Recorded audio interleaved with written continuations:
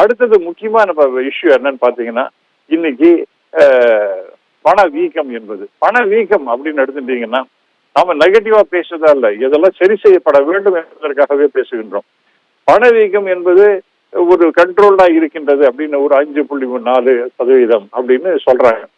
அது முன்னாடி எல்லாம் 8, 9 எல்லாம் இருந்தது. இப்ப ஓரளவு கட்டுக்குள் வந்துவிட்டது, 5.4 அப்படிங்கிற அளவுக்கு வந்திருக்கின்றது அப்படின்னு சொல்றாங்க. சரி, ஓகே.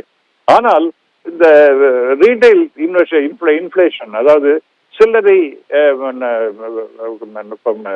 பொருட்கள், அந்த அந்த பொருட்களுடைய விலைவாசி என்பது ரொம்ப அதிகமாக இருக்கின்றது. 8-9% மேல இருக்கு. இது என்ன ஆகும்னா, சாதாரண சாமானிய மக்களுக்கு it is an indirect tax.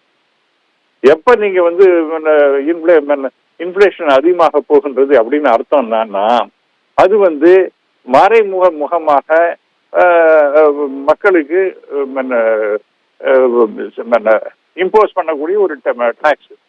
இப்ப நீங்க 10 ரூபாய்க்கு வாங்க போற இடத்துல விலை ஏறி போயிடுது அப்படின்னா, அதே 13 ரூபாய்க்கு கொடுக்குறீங்கன்னா, அப்ப உங்க கையில இருந்து அதிகமாக 2 ரூபா 3 ரூபா கொடுக்கணும் அப்படிங்கிற நிலைமை வரும்பொழுது, அது உங்களுக்கு வேற வழி இல்லாம நீ கொடுக்குறீங்க. அப்ப that is an indirect taxation. அப்ப அதை நீங்க கட்டுக்குள் கொண்டு வரணும். ரீட்டைல் என்பது ரொம்ப ரொம்ப அவசியம். அந்த ரீட்டைல் பிரைசஸ் ரொம்ப அதிகமாக ஆகி கொண்டிருக்கின்றது.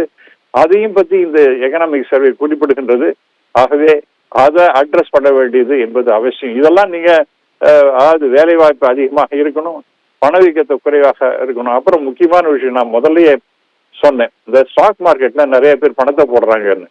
இது வந்து ஒரு பக்கம் பாத்தீங்கன்னா, ஸ்டாக் மார்க்கெட் நல்லா பாயண்டா இருக்கிறது, எக்கானமி நன்றாக இருப்பது என்று பரவலாக பேசப்படும். அதுல ஒன்றும் சந்தேகமே கிடையாது.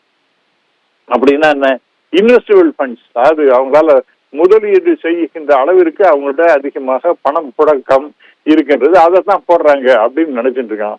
மாறாக அப்படி நடக்கல. அதாவது வங்கிகள்ல போடுற பணத்தை போடாமல், அதுல நம்ம சாதாரண மக்கள் எங்க போடுவாங்க? அவங்கெல்லாம் போடுறதுங்கிறது வங்கிகள்ல தான் போடுவாங்க. அந்த வங்கிகள்ல போட்டாங்கன்னா அதன் காரணமாக அந்த வங்கியில இருக்கக்கூடிய டெபாசிட்டை வைத்துக் கொண்டு கடன் கொடுக்கிறது என்பது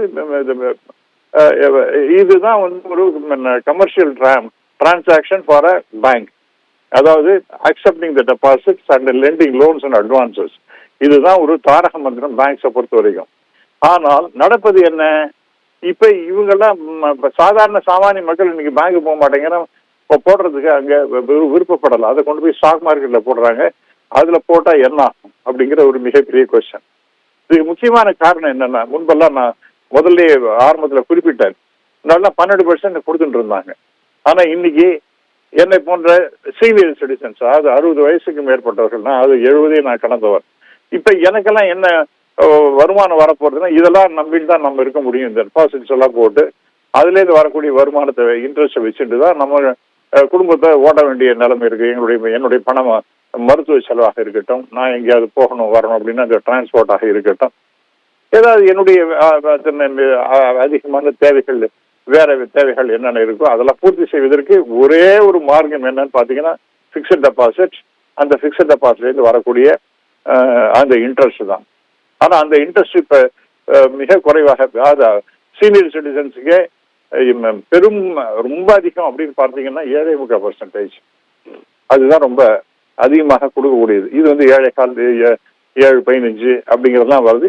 சீனியர் சிட்டிசன்ஸ் எடுத்துட்டீங்கன்னா இவ்வளவுதான் இருக்கு. இப்ப ஒரு மனிதரை என்ன சார் செய்ய முடியும்? இந்த மாதிரி இருந்ததுன்னா அப்ப எனக்கு வருமானத்தை பெருக்கிக்கணும்.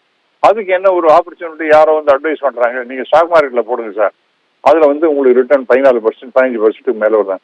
அப்படியா அப்படின்னு சொல்லிட்டு அதுல போய் போட்டுக்கிட்டோம். அது வருமா வராதா? அதுவும் எஸ்பெஷலி இன்னைக்கு எக்கனாமிக் டைம்ஸ்லயே, எக்கனாமிக் சர்வேலயே அதை பத்தி பேசியிருக்காங்க. எக்கனாமிக் சர்வேல இது வந்து நல்ல ஒரு ட்ரெண்டே இல்லைன்னு. இப்ப என்ன ஆகும்னா, டெஃபினட்டா நேற்றுக்கே ஸ்டாக் மார்க்கெட் கொஞ்சம் குறைவாக ஆகி இருக்கிறது. இன்னைக்கு என்ன ஆகும் நம்மளால கணித்து சொல்ல முடியாது. ஆகவே பொருளாதாரம் வளர்வதற்கு ஒரு இண்டிகேட்டராக இருப்பது என்பது ஸ்டாக் மார்க்கெட் தான், பை அண்ட் ஸ்டாக் மார்க்கெட் அப்படின்னு சொல்லுவாங்க. ஆனால் அது அந்த சாதாரண மக்கள் கூட அதுல முதலீடு, பேங்க்ல முதலீடு செய்யாமல் அதை கொண்டு போய் ஸ்டாக் மார்க்கெட்ல போடுவது என்பது ஒரு டேஞ்சரஸான சிச்சுவேஷன். அவங்களுக்கு அந்த அளவுக்கு டெஃபினட்டா ரிட்டர்ன் உண்டா, போட்ட பணம் திரும்பி வருமா அப்படிங்கறதெல்லாம் கிடையாது. ஆகவே இப்படி பல விஷயங்கள்